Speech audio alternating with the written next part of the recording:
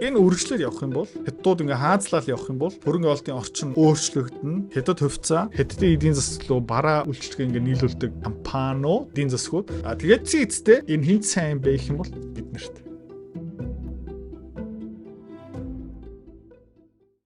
Токиод Японд амьдарч байгаа хүмүүс нь анхаараарай. 12 сарын 6-нд хагасаа өдөр 12 цагаас 4 цагийн хооронд анхан шатны хөрөнгө оруулалт ба хувийн санхүүгийн сургалт болох гэж байгаа шүү. За, дэлгэрэнгүй мэдээлэл энэ постны доор эсвэл дээр байгаа шүү. За, контент өргөжлүүл. Нүрс яах юм бэ? Зэс яах юм бэ? Монголын эдийн засаг яах юм бэ? Миний орлого дээшлэх юм уу? Манай эдийн засаг тийм өсөлттэй хэвээрээ үлдэх юм уу? Эсвэл буурах юм уу? За, энэ манай улсын тавилан, манай эдийн засаг та хэдийн ажлын байр, орлого бүх юмыг хэн шийдэж байгаа юм бэ гэх юм бол Хятадын эдийн засаг. За, тэгээд сүүлийн 5-6 жилийн хугацаанд Хятадд юу болж исэн бэ гэх юм бол та миний контентыг үзсэн бол үйл хөдлөлийн салбар ерөөхдөө хүнд байдалд орсон. Хөрөнгөний зах зээл бас нэг явж өгдөггүй. Ажилгуудын төвшин бас жоохон хүнд ковидын дараа банкуд төр засаг бас юу шийдсэн бэ гэх юм бол үйлдвэрлэл дээр, экспорт дээр, цахилгаан машин, сэргээх эрчим хүчний үйлдвэрлэл дээр анхаарий. Ард түмний асуудал ерөөхдөө жоохон хойшин тавьсан. Тэгээ энэ одоо өөрчлөх гэдэг нь үгүй юу? Би маш сонирхолтой подкаст олсон. Тэгээ энэ шинжээж хөрөнгө оруулагчийн Substack янз бүрийн контентыг би дагдаг. Сар болгон төлбөртэй мэдээллийн бас худалдаа авдаг. Тэгээд ер нь бол айгүй зөв таамагууд гаргадаг, айгүй ухаантай алсын хараатай шинжилгээнүүд гаргадаг учраас энийг таатай хуваалцгаа шийдсэн. Мэдээж би орчуулан найруулна. Тэгээ нэмэлт контекст өгнө. Ажиллаа орцгоё. Oh, right. Sure, you want to put a coin? I think the first thing people get wrong is they look at China like a command economy because they see the name, Chinese Communist Party on the wall, and they assume this is a command economy, and therefore it can't work. So, the assumption of most foreign investors is that if you argue that something is working in China, that must mean that you believe in, command and control economies. And B, your гадны хөрөнгө оруулагч шинжээчнэр, эдийн засагчнар ер нь ямар алдаа хийж байгаа юм бэ гэх юм бол Хятадын эдийн засаг юугаараа явдаг юм бэ гэх юм бол улс төрийн тушаалаар. Тэ command economy, communism. Тэ төв нам ерөөхдөө төлгөө гаргадаг, шийдвэр гаргадаг тэрний дагуу явдаг. Тэгээд социализм, коммунизм ерөөхдөө ажилдаггүй. Урт хугацаанд тийм учраас Хятадууд фейлдэх ёстой. Ерөөхдөө ийм буруу ойлголттой. Obviously wrong because command economies don't work, and so it's all going to implode and blow up in your face. Эдгээр одоо юу хэлж ирсэн бэ гэх юм бол үйл хөдлөлийн салбараас хар үйлдвэрлэн дэндүү том, дэндүү их мөнгө энэ дээд бүтц хөрөнгө олт хийсэн, дэндүү олон хоосон орон сууц байрсан. Тэгээ энэ удахгүй ингээд Хятад улс байхгүй болно. Японтой адилхан lost decade одоо та миний Японы саяхан видео үзсэн бол тиймэрхүү юм тохиолдно. I think, this is a fairly Manichaean approach, sort of black and white.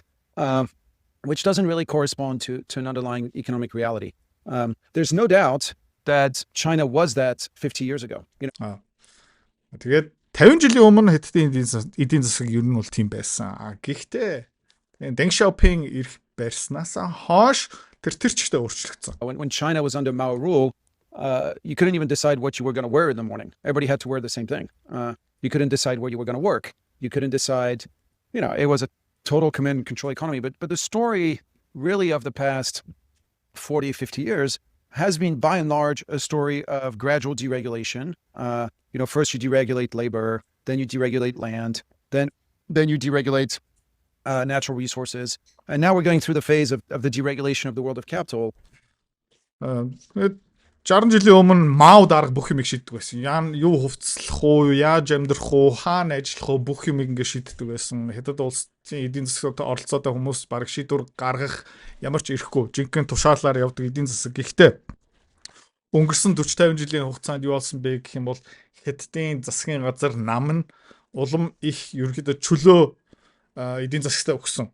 Эхлээд хөдөлмөр дээр ер нь бол хүмүүс өөрийнхөө ажлын байраа сонгох, хөдөлмөрийн гэрээгээ өөрөө хийх. За, хоёрдугаарт дараа нь газар, тэгээ үйл хөдлөлийн төслүүд. За, тэрний дараа уул уурхаан олборлолт, түүхийд чөлөөсөн. Одоо хөрөнгөний зах зээлийг бас баг баар ингээд чөлөөлж байгаа. Даатгалын салбар дээр тэр харагдаж байна. Санхүү хөрөнгө оолтын салбар дээр энэ бас ерөөхдөө ааж маажмаар харагдаж байгаа шүү. Which it's these things. It's never a straight line. It's always sort of 3 steps forward, 2 steps back. Тэгээ ерөөхдөө эднэр төгс биш. Нэг шийдвэр 3 алхам урагшаа игээд 2 алхам ухардаг. Тэгээ төгс ажиллахгүй байгаа шүү. Тэрийг сайн мэдэж аваарай. But so I think that's the first thing people get wrong. I think the other thing people get wrong is they underestimate the level of competition that is prevalent around China. Essentially, competition at all levels, including, very importantly, between local governments. За тэгээд хүмүүс бас юу мэдэхгүй байдгийн бэ гэвэл Хятадын эдийн засаг хэвийн хөвшил дотор ямар ширүүн өрсөлдөөнтэй байдгийн байгаа хүмүүс мэдэхгүй байгаа. Ерөнхийдөө коммунизм төр засаг компаниуд удирдна гэдэг чинь Монголд бид нар нэг авилгаар ингээ идэгдсэн төр юмш компаниуд тэд нар монополтой цахилгаан түгээх сүлжээг хар эрдэнэ дуурхайг хар гих мэдчлэн. За Хятадд дотор тийм юм их хэмжээгээр том хэмжээгээр ерөөсөө байхгүй. Компаниуд хоорондоо өрсөлдөг, мужууд хоорондоо айгүй ширээ өрсөлдөг гинэ. Хөшөө. Чи маргааш өглөө юу хийх? Таач. Чи хуруугаа уншуулна. Залахгүй байна. За дарга. За. Нэгтгэс тавтах. Зуны амтлаараа жоохон амрын тэгээ буцаагаад ажилдаа орчин. Зээлээ түл. Тэгээ 30 настай хөвцсөн юм бол заяа. Шгүүдээ талтаа орчлоо. 20 жил дараа тэтгэвдэх юм. Ямар сонсогч байна. Солиотой гаацтай. Би бас тийм байсан юм аа. Гэхдээ миний амьдрал минийх байх ёстой гэд би 10 жилийн өмнө шийдээд еврей хүн шиг хөрөнгөлөл үүсгээд хөрөнгө оолт хийгээд ирсэн. Амар хэцүү байсан. Сурж авсан юм аа би номон дотор шингээсэн, сургалт хийсэн, компани үүсгэн байгуулсан. Би энэ өвчнгөөс салж чадсан. Энэ хуруу шүү дээ. Хизээж хуруу уншигчтай золохгүй. Never again. Чек адилхан юм өвчнгөөс салмаар байгаа юм бол зээл мэйл янз мөнгөний зовлонгоос салмаар байгаа юм бол би сургалтаа санал болгоё. Мөнгөний зовлон баяртай гэсэн сургалт. Эний талаар дэлгэрүү мэдээлэл авмаар байгаа юм бол видеоны эзэн эргээд болсон. Which is how you end up in the situation like you have right now, where if you look at China, I think you've got like 100 EV makers. Because what happens is at the very top, Xi Jinping says, hey guys, we need to be the biggest EV producer in the world. And if I'm the mayor of Shanghai or the provincial governor of Guangdong or the party secretary in Zhejiang, I go home and I say, okay, if I want to get the next job, the big boss told me I need to produce electric cars. За тэгээд хэд дотор бараг 100 гарна цэцлэгээ машин үйлдвэрлэдэг компаниуд байгаа. Тэгээд зарим дампуурн зарим амт гарна ихэвчлэн дампуурхах яванда. Тэгээд төв нам маань Ши Жинпинг дарга маань юу хэлж ямар тушаал гаргаж байгаа юм бэ гэх юм бол бид нар ер нь дэлхийд цэцлэгээ машинаар тэргүүлэх ёстой гэсэн ингээд тушаал гаргацдаг. За тэгээд энүүгээрээ дамжуулаад бусад хот буюу мужийн засаг дарга нар одоо Guangdong муж, Шанхай хотын засаг дарга. Өөрөө дотор юу бодож байгаа юм бэ гэх юм бол би намын алтан тушаалаар ингээд дээшээ явахын тулд би амжилт гаргах ёстой. Тэгээд намын даргын тушаалыг би хэрхэн хэрэгжүүлэх вэ? Тэгээд ингээд нэг тушаал доошоо маш их хэмжээний өрсөлдөөн гаргаж ирж байна. And so I turn around and I call Tesla, if I'm the mayor of Shanghai, and I say, hey, Tesla, why don't you come here? I'll give you some free land and I'll give you some free electricity. За тэгээд Шанхайгийн засаг дарга юу гэсэн бэ гэх юм бол Elon Musk-ыг өрсөн. Тэгээд одоо жишээ болгож хэдрүүлээ ярьж байгаа шүү. За Elon өнгөө газар ав. Бараг өнгөө шахуу цахилгаан ярьч мууч ав. Үйлдвэрлээ эндээ явуулчихаа. And then, тэгээд энэгээр дамжуулаад баахан ажлын байр, мөнгөн урсгал, татварын орлого бий болж байгаа Шанхай хотод. The state next door. Төрийн өмчөх компани, монопол нэг намын дураа компаниг өдөрцсөн тийм бузарцсан систем юус үүсэхгүй байгаа. Тэгээ найрсаг орчныг бүрдүүлээд бүтээмжлэг компаниуд нь өөрөө нүүж ирж байгаа байхгүй. Province next door, Zhejiang says, oh well, that worked out well for them. Let's do some of this. And so тэгээ Шанхайгийн дэргэд байгаа Zhejiang муч тэрийг хараад засаг дараа нь бас намын дотор ингээд дэше явмаар тэд нэр өстой лааж штэ. Би яг адилхан стратеги баримтлая. Хэрэгжүүлье. So you end up in situations where as soon as you have a successful business model, you might have 100 competitors funded. Тэгээд нэг амжилттай үлгэр жишээ Хятадд нэг гараад ирчих юм бол бусад дарга нар тэрийг дөрөөгаад эхэлдэг. By 100 different local authorities. And deep down, that's actually quite good for the consumer. За тэгээ энэ ширүүн өрсөлдөөн Хинт ашигтай юм бэ гэх юм бол хэрэглэгч, худалдаа авахч маш хэрэгтэй. Маш ашигтай. Хинт ашиггүй юм бэ гэх юм бол нөгөө компани эзэн буюу хөрөнгө оруулагч, хувьцаа эзэмшигч нарт хохиролтой байхгүй юу? Дэндүү их өрсөлдөөн. You know, today in China, you can buy a great BYD car with full self-drive for $7,500. And so for the end consumer, it's a good deal.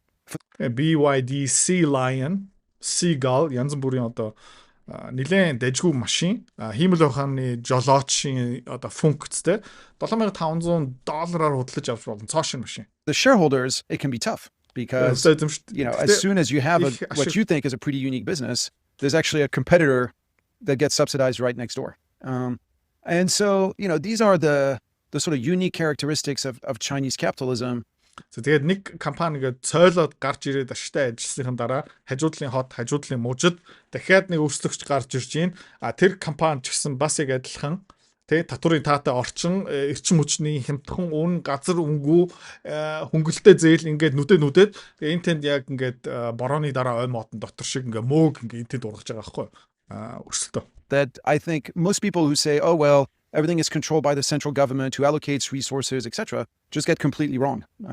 It's a very, very different competitive and domestic economic landscape over there. You mentioned the economic reality now in China. Can you talk a little bit about that, right? What it looks like right now on the ground in China, like how strong the economy is, how things are going? За тэгээ саяхан энэ хөрөнгө оруулагч Louis Vuitton гав Хятадд аялсан.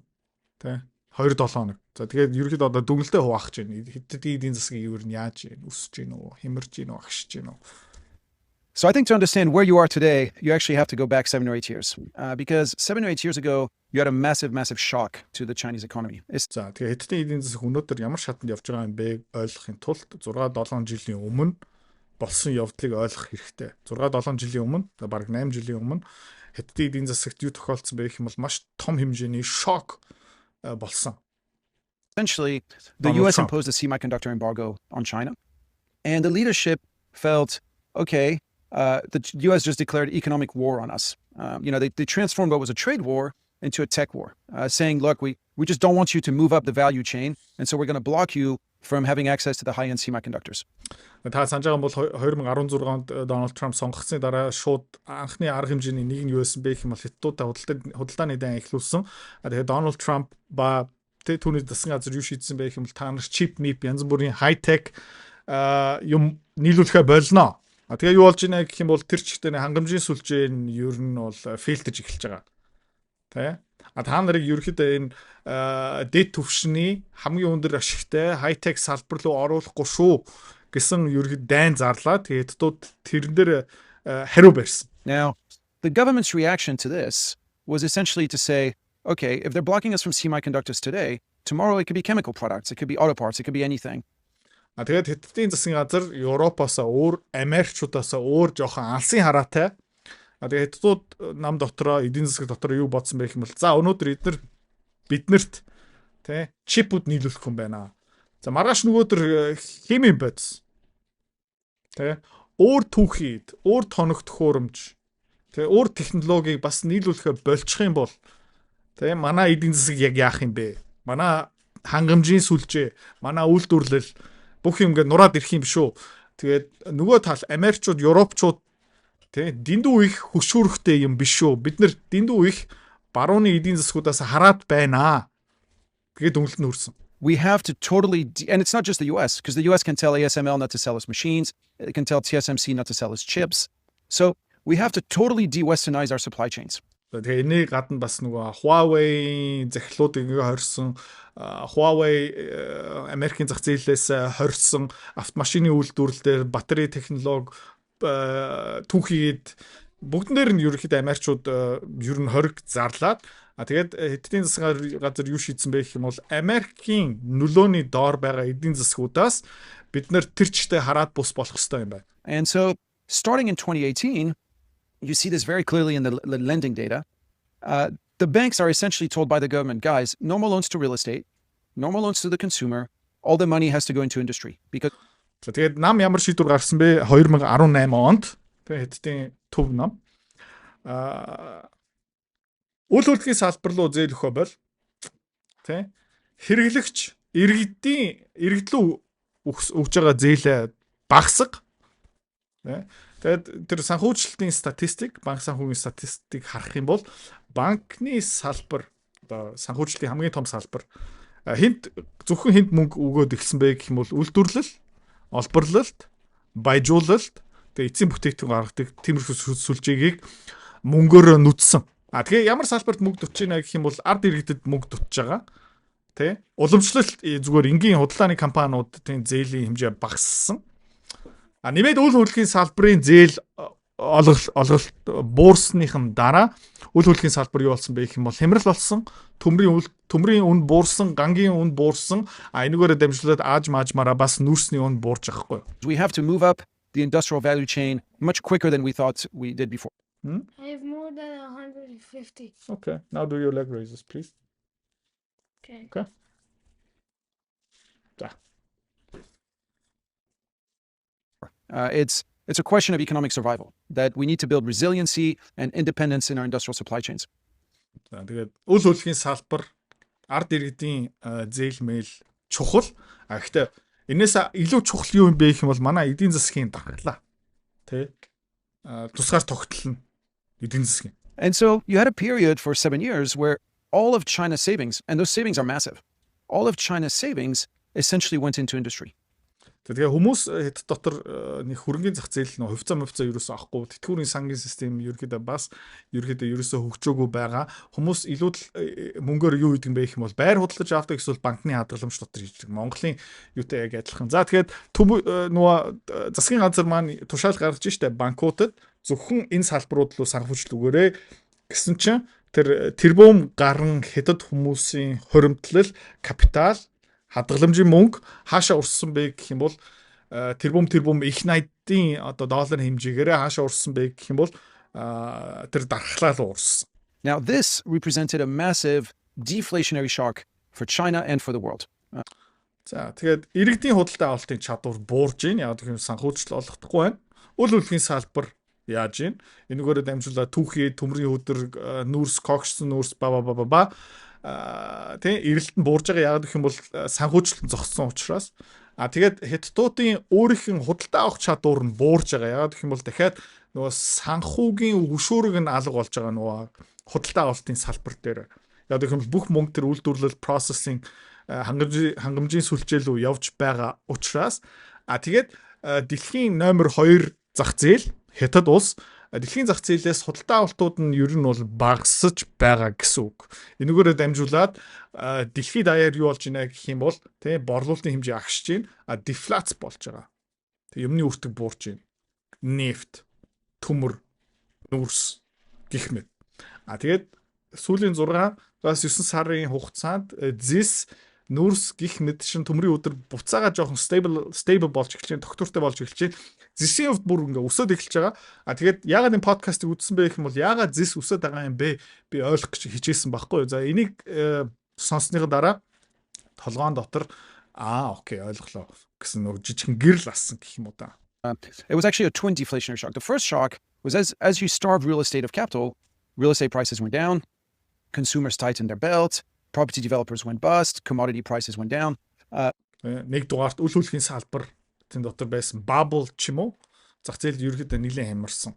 Тэ байрны үн буурсан энэгээр дамжуулаад иргэдүүд oh my god миний байрны үнэлгээ буурж जैन тэгээ бүсээ чангалж ийн ягаад гэх юм бол цаана байгаа өргөлж үсчихсэн үйл хөдлөлийн үн мөн ингээ өсөөгүй зээлийн дарамтанд орж байгаа үйл хөдлөх барьдаг компаниуд нь бас хаал үүдээ хааж байгаа дампуурч байгаа хүнд байдал нөө Evergrande-ийн disaster ингээ харах юм бол за тэгээ энэгээр дамжуулаад тэр үйл хөдлөлийн дэлхийн хамгийн том үйл хөдлөлийн салбар нөө цемтэй худалдаж авахаа болж ин шохоо худалдаа авахаа болж ин ганга арматура худалдаа авахаа болж ин барилгын материал авахаа болж ин тэгээ ингээ явсаар агаад тэ deflats үүсэж байгаа. This was the balance sheet recession that, everybody wrote about for 7 years. You couldn't pick up a copy of the Wall Street Journal or the Financial Times without being told of this balance sheet recession. But the conclusion people took from it was the wrong one. Everybody looked at this and said, oh, this is Japan all over again. За тэгээ хүмүүс тэрийг хараад за Японд яг адилхан юм болж ирсэн. Тэ? Тийм учраас Япон ингээд давтагч जैन. Тэгээд хэдэд одоо хаашаа явж байгаа юм бэ гэх юм бол 20-30 жил lost гэхэд эдийн засаг нь дараагийн 20-30 жилд босч ирэхгүй гэсэн дүгнэлт нь хүрсэн.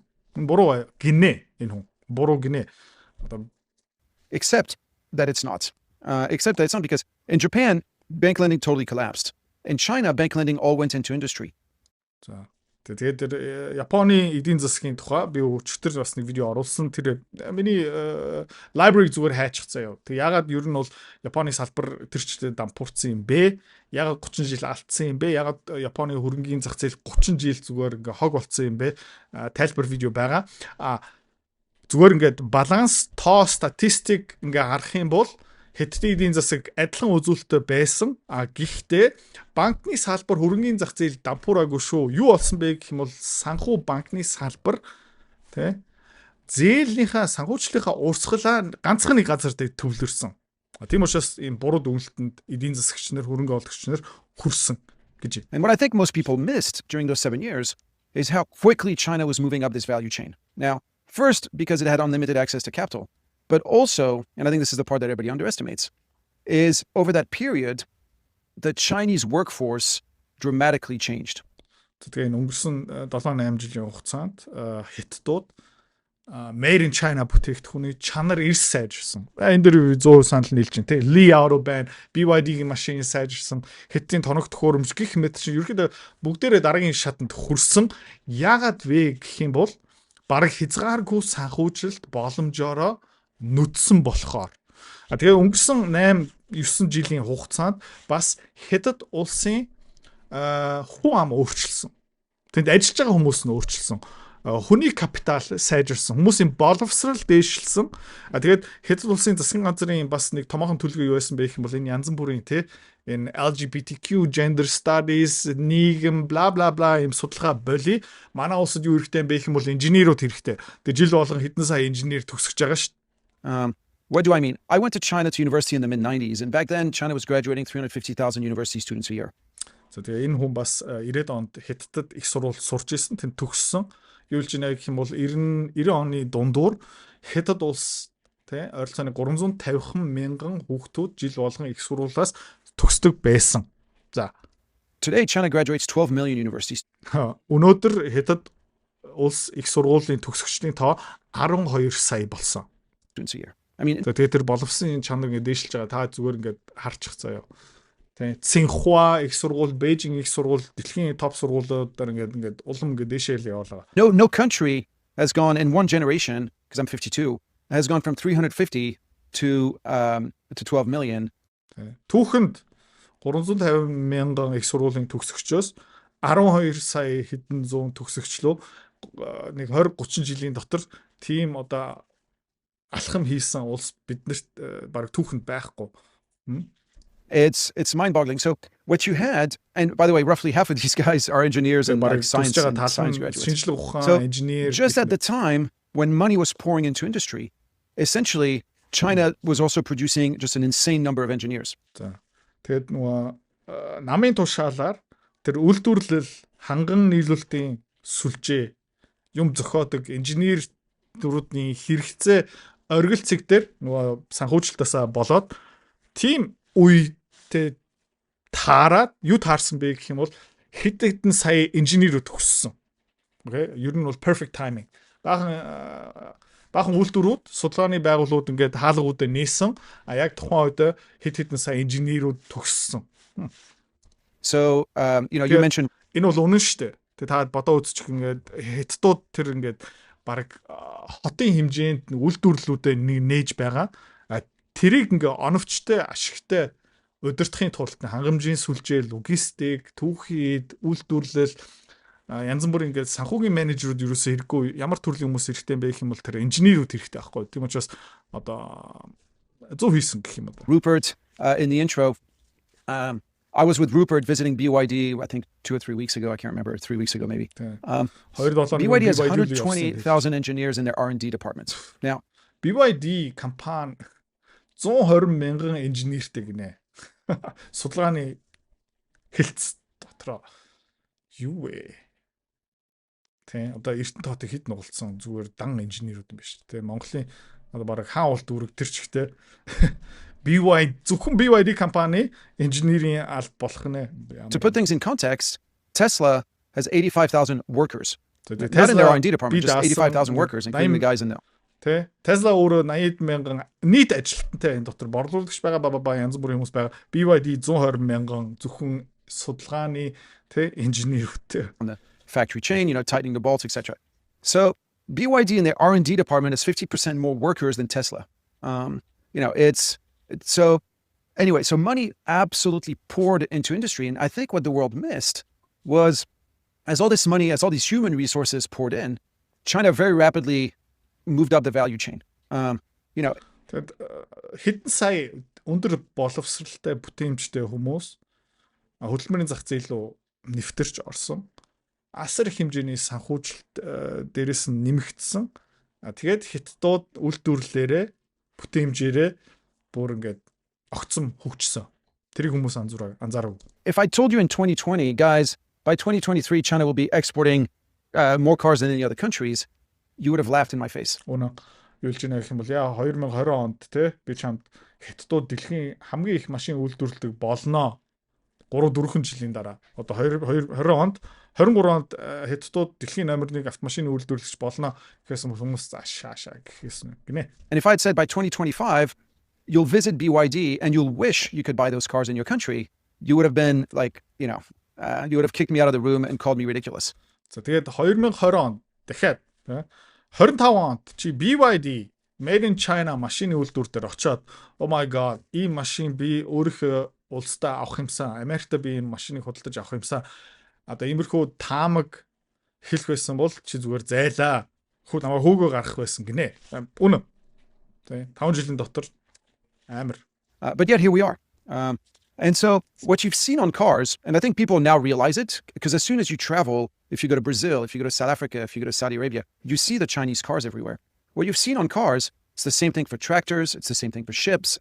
За тэгээд энэ машины зах зээл дээр болсон юм бас хөдөө аж ахуйн тоног төхөөрөмж усан гоц It's the same thing for turbines. тэ мотор генератор It's the same thing for nuclear power plants. цумын станц It's essentially anything linked to automation and robotics, anything linked to transportation outside of jet planes, anything linked to energy storage, energy transmission, energy generation.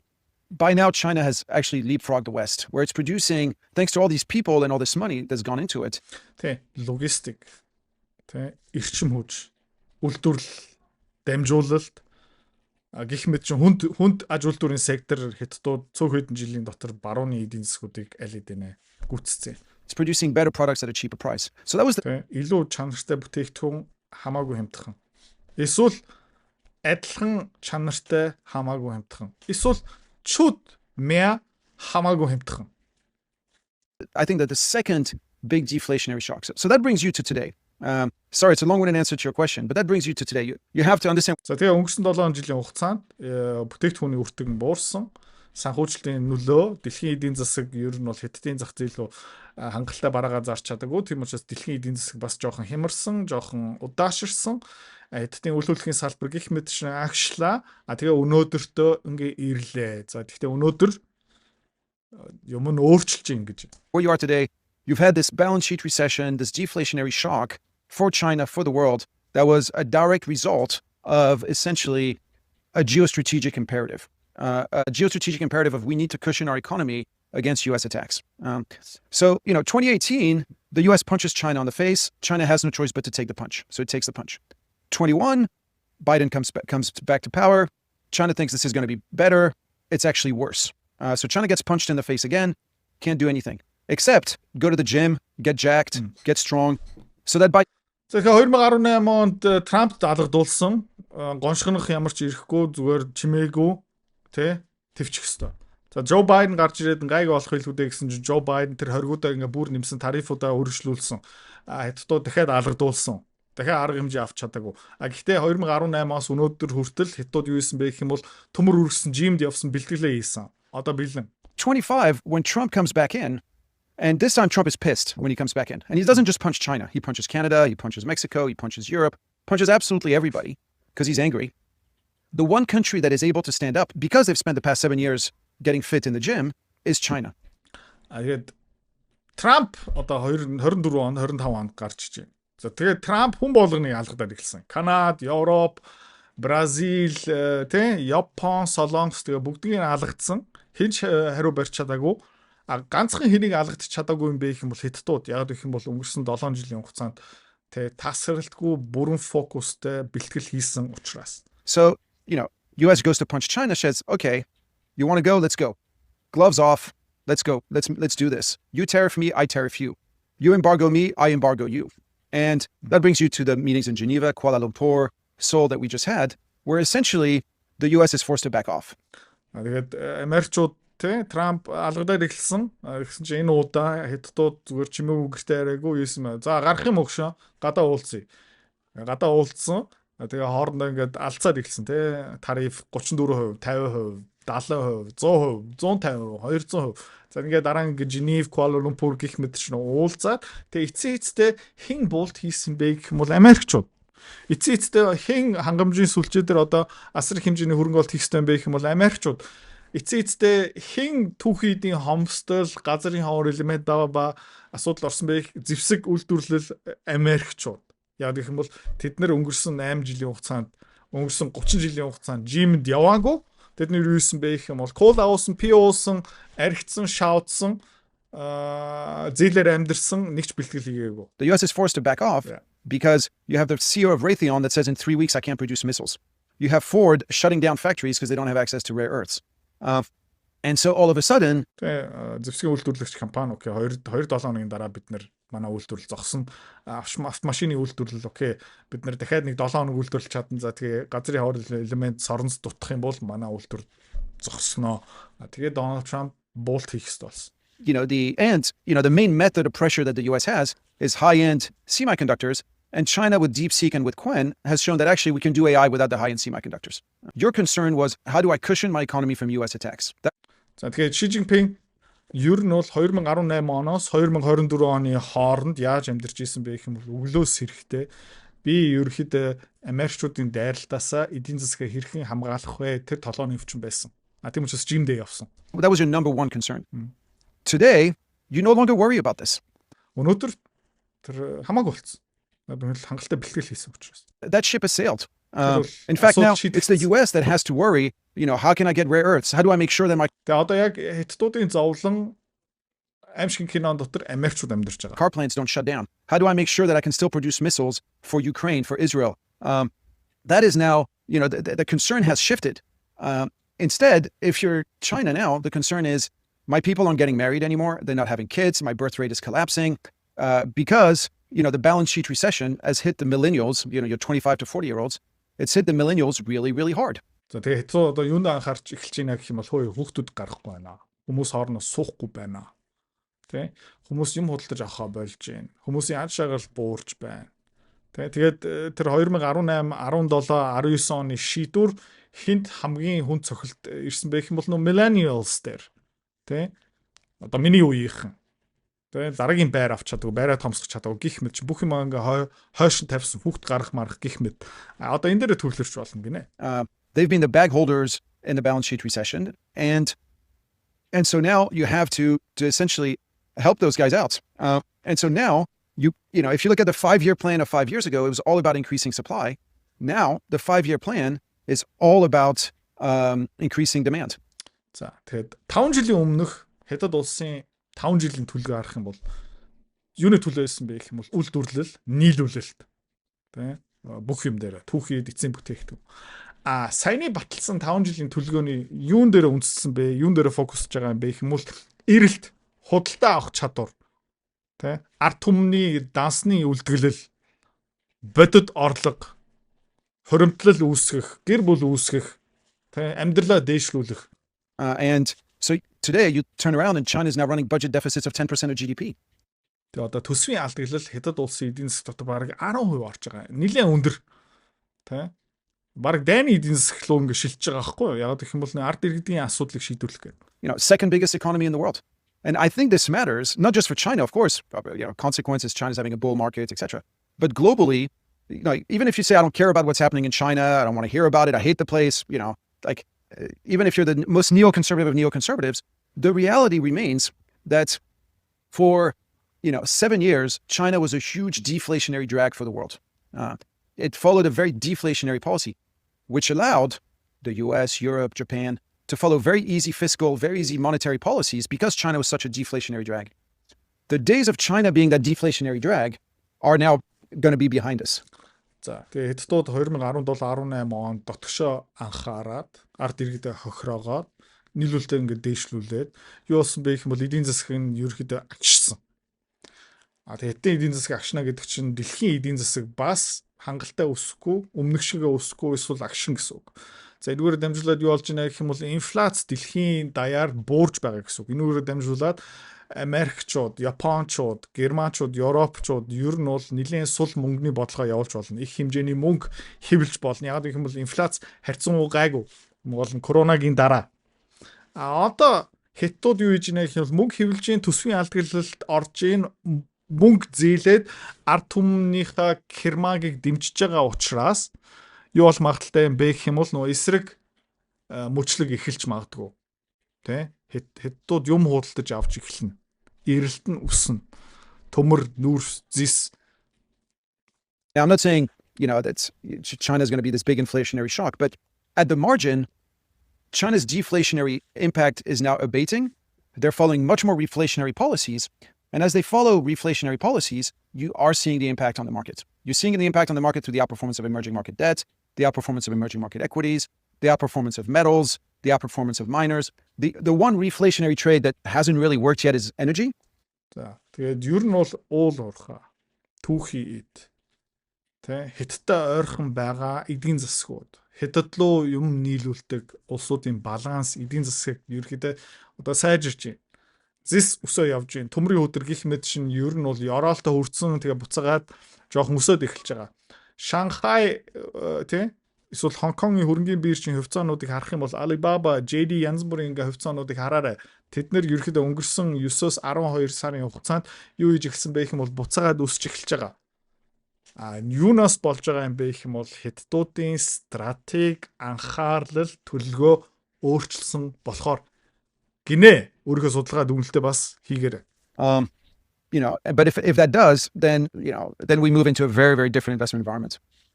За тэгээ энэ үргэлжлээд явах юм бол тий Хятадууд ингээ хаанцлал явах юм бол хөрөнгө оолтын орчин өөрчлөгдөн тий Хятад хувьцаа Хятадын эдийн засаг руу бараа үйлчлэгээ ингээ нийлүүлдэг компаниуд эдийн засгууд тэгээ энэ тухайн ингээ бодох хэрэгтэй юм байна тий тэгээд эцсийн энэ хинт сайн бэ гэх юм бол биднэрт зис нүүрс төмөр гих мэтч бай мөнгөний зовлонгоос салах амархан биш ээ амар хэцүү. Гэхдээ хамгийн үр дүнтэй хамгийн гоё амжилт гэх юм уу да яагаад гэх юм бол эний дараа чиний амьдрал чинийх болно. За энэ сургалт дотор юу орсон байгаа юм бэ гэх юм бол би одоо 4-5 жил тасралтгүй хувь хүний сургалт контент явуулж байгаа. Эний тухай бүр 3 ном бичсэн. Энэ дээр хамгийн үр дүнтэй арга сайтай юмнуудын оролцсон байгаа. За тэгээ энэ зүгээр сургалт биш. Энэ зүгээр видео бичлэг биш. Энэ зүгээр юм унших биш. Хоёулаа хамт дасгал хийнэ. Чамааг ухамсартай болохын тулд, чамааг доор хаяж 6 сар мөнгөө далт хийлэгдэг болохын тулд хүн цохилт хэрэгтэй. Чамд хүн цохилтын өгнө. Хөвгчлөлтэй. Фан. Чамаа ерөөсө зовоохгүй чи залахгүй чи ерөөсө уйдахгүй амлж जैन заяа. За. Ойролцоо 200 гаруй хуудас контент, 25 видео бичлэгийн дараа чам бас юу гаргаж өгөх юм бэ гэх юм бол санхүүгийн тайлныг чинь гаргаад өгч. Хизээ хідэн төвөртэй болох юм. Би яг хизээ энэ зовлонгоос салах юм бэ. Бүх юм тодорхой. Одоо ганц үлдсэн юм юу юм бэ гэх юм бол чи өөр. Let's go.